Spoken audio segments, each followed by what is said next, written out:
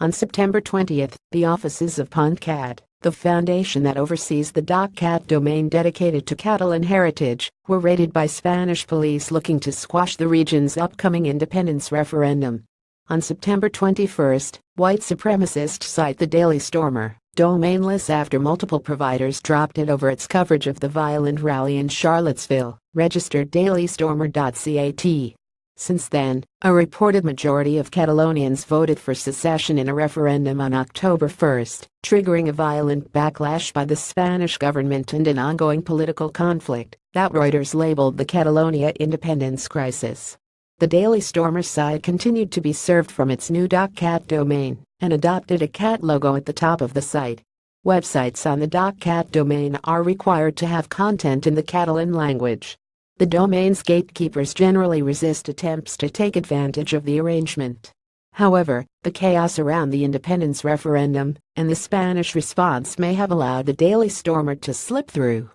When a user asked puntCAT about the website on September 30, a representative for the foundation said our team is already doing procedure for the immediate suspension of the domain for lack of contents to put in danger the integrity and the good name of the registered .cat, the language and the Catalan culture, according to an email shared with the outline. This morning, dailystormer.cat went offline.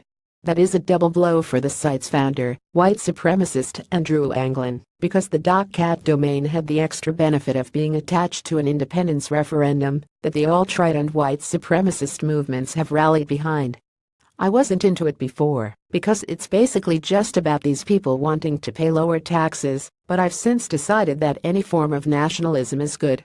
It doesn't matter the motivations, Anglin wrote in a blog post on dailystormer.any, and all movements that have people aggressively flying a nationalist flag feed into what we are trying to do. It is the right kind of energy, whatever built that energy. And for the average cat person, it's not taxes. They couldn't have this fervor if it was. Maybe it is soccer teams, but at least on some level, it's genuinely that they want to have self-determination from another people who speak a different language and have a different history. The Catalonian cause also attracted support from alt-right figures like big league politics writer Cassandra Fairbanks, who compared the referendum to Trump's election. Vox Day, a racist and prominent writer of the alt-right, also repeatedly endorsed the Catalan cause on Twitter. I support nationalists in the breakup of the European Union, he wrote. Breitbart has covered the referendum exhaustively, framing it as a righteous uprising. The live streamer Tim Pool, who has increasingly aligned himself with the alt-right, went to Barcelona to cover it live. Others in the alt-right and white supremacist movements are confused by the Catalan independence movement, however, and seem to feel that it is more analogous to the Antifa or progressive factions in the U.S. Catalan separatists want to join the EU and want more refugees. They are rent nationalists, a user with a Pepe avatar tweeted back at Vox Day.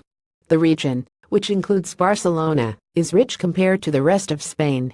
The Catalan language was illegal under the Franco regime until the dictator's death in 1975. The conflict between Catalonia and the rest of Spain is centuries old, but it flared up again over the last decade in the face of financial problems in Spain and the EU, according to Rafael Minder, the New York Times reporter who wrote a book about the independence struggle. The ruling conservatives in Madrid and Barcelona fell out over money rather than sovereignty, Minder wrote. There are strains of racism in the Catalonian independence movement, but they are fringe, according to Minder. Instead, it is the Spanish response is the one that seems to be more rooted in nationalism. Prominent white nationalists and alt-right voices are projecting some of their beliefs onto the Catalonian independence movement.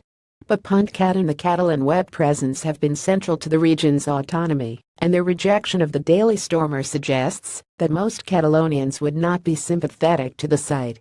It's likely that the Daily Stormer will continue to seek out smaller domain registrars in the hopes of coming back online.